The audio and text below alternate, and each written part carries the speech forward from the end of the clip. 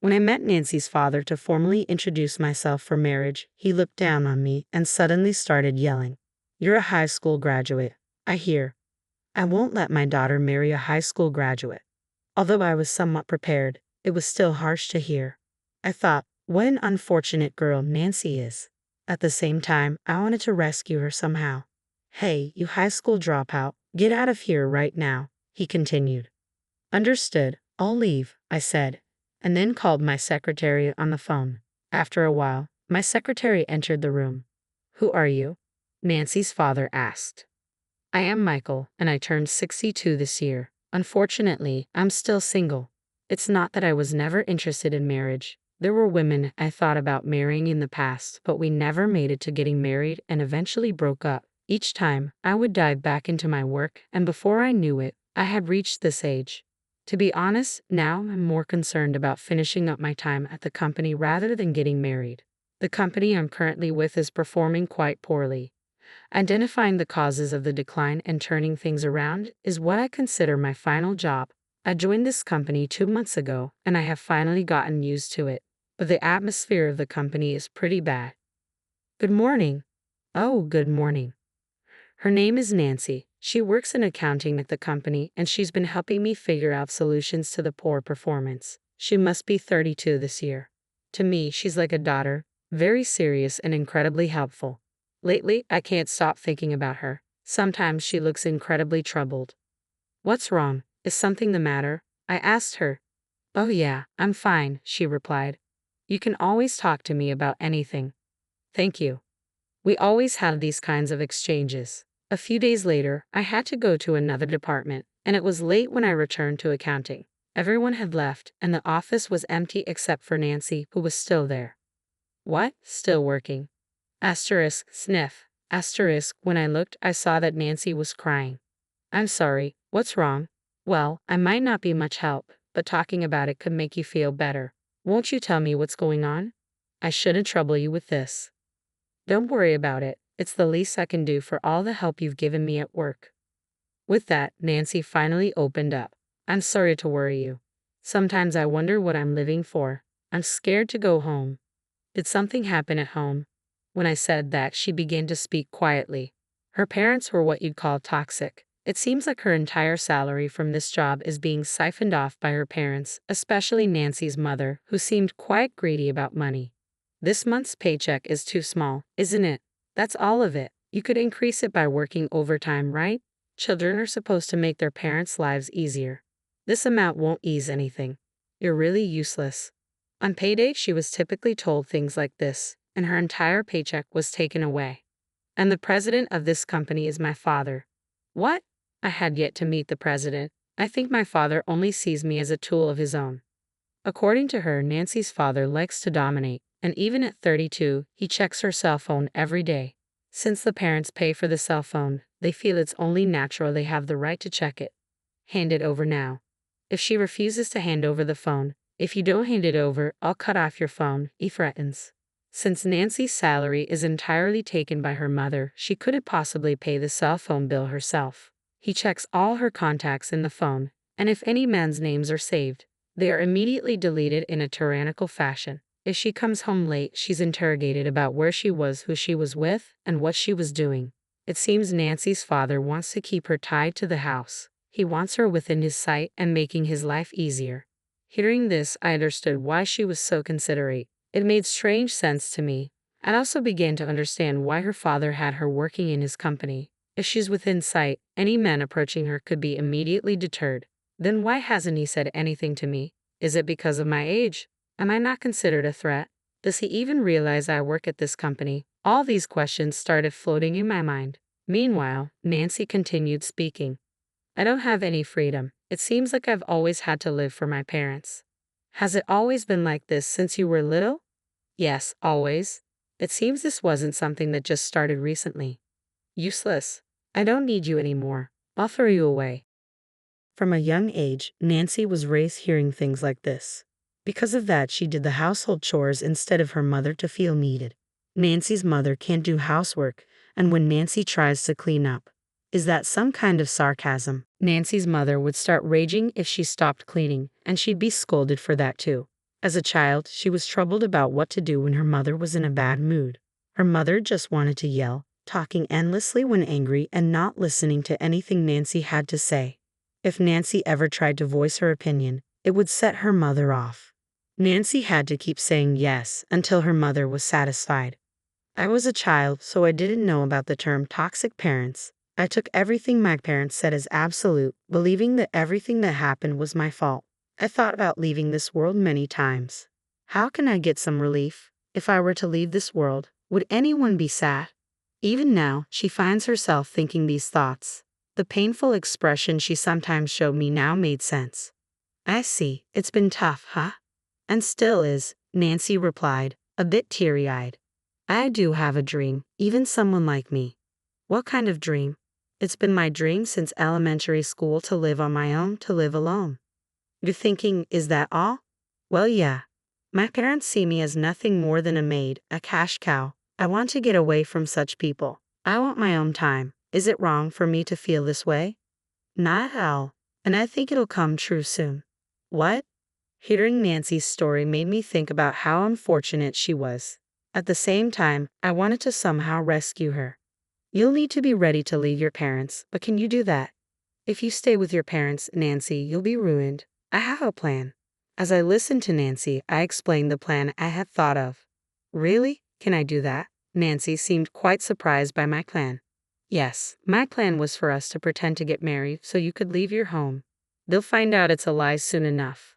That's okay. It's after you cut ties with your parents. Given my age, Nancy's parents will definitely oppose it. If they oppose, you can just say you're cutting parental ties and leave. But I actually only have a high school diploma. My parents thought it wasteful to spend money on university, so they didn't let me go. What company would hire someone with just a high school diploma? Don't worry about that. I'm a high school graduate too, and there are plenty of companies that would hire someone like you, Nancy. I guarantee it. I had been working with Nancy for about 2 months. Seeing her work, it's hard to believe she learned accounting on her own. I was convinced she was a valuable asset. A few days later, the day came to meet Nancy's parents. Nancy had been worried ever since. It's up to you, Nancy. If you're really ready to cut ties with your parents, you'll be fine, I kept reassuring her. Entering Nancy's house, I greeted her parents. Both of Nancy's parents had a brash demeanor, nothing like Nancy. What brings you here today? Her father asked. Yes, I'm considering marrying Nancy. Don't joke with me. As soon as I said that, he began to yell. I've heard about you. You're a high school graduate, I hear. I won't let my daughter marry a high school graduate. Apparently, Nancy had told her father. That was exactly what I had anticipated. Nancy, you're being deceived by this high school dropout, aren't you? And how old are you? I'll be 62 this year. 62? Absolutely not. There's no way I can approve of a 62-year-old high school graduate. You must not be good for much anyway. What's good about a poor-looking man like that? I was somewhat prepared, but it was still harsh to hear. If you won't approve of the marriage, then we'll have to sever our family ties. Nancy, I won't allow you to leave home. You're the high school dropout. Get out of here. Understood. I'm leaving, and I'm taking Nancy with me.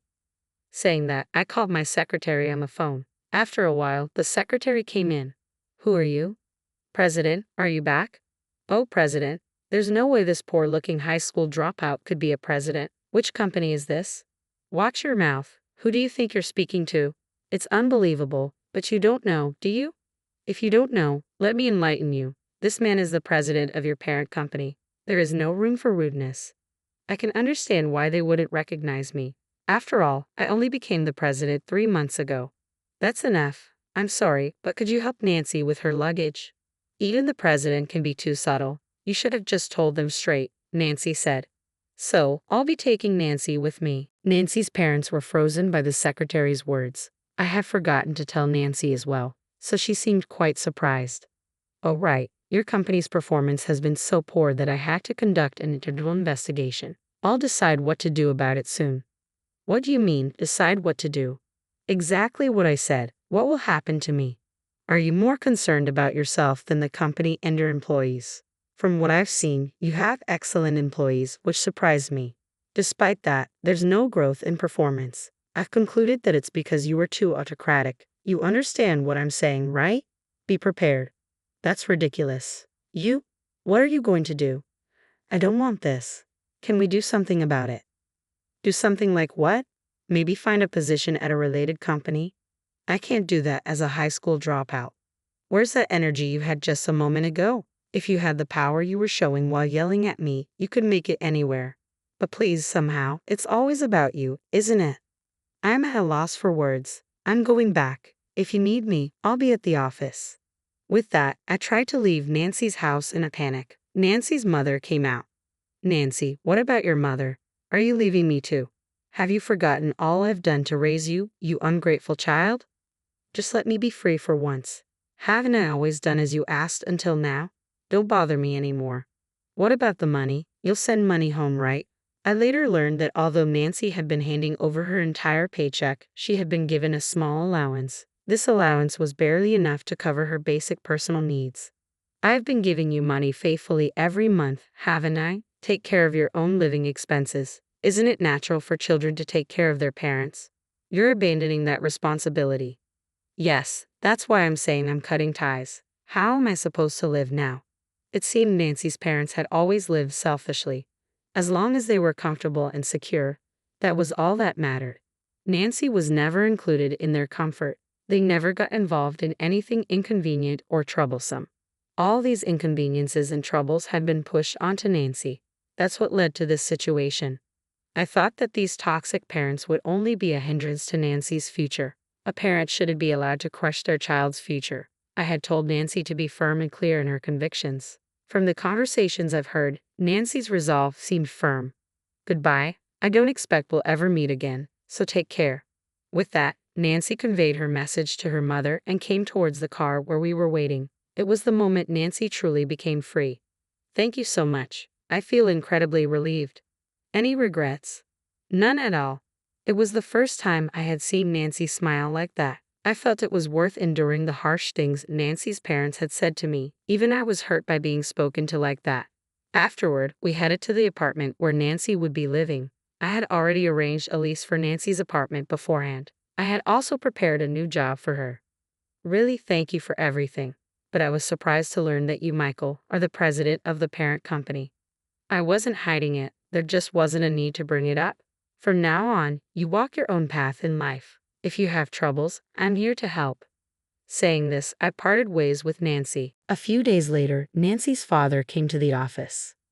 I apologize for my behavior the other day. You can do whatever you like with that girl. Please don't give up on our company, he said. His attitude significantly changed from before. Doesn't he care about his own daughter? I thought about asking, but I refrained. Don't worry about your daughter. I'll support Nancy so she can live the life she desires. But as for the company, I informed Nancy's father that he would have to resign as president. In return, I promised to continue the business by covering the deficits. How about that? This way, the company can be saved and employees can be retained. That's good, isn't it? That is. Nancy's father's complexion rapidly changed. Oh, what's the matter? I have worked tirelessly for the company. I cannot accept this outcome. I thought you might say that. Did you think I knew nothing during my internal investigations at the subsidiary? I visited various departments and heard stories about the president. It seems you've been treating the company as your own personal property. The employees aren't here just for you. Even if I were you, I'd make the same decision. Nancy's father sank to his knees. What will you do? It might be best to comply gracefully. Abandoned by your daughter, haven't you reflected a bit? Stop looking down on people and using them.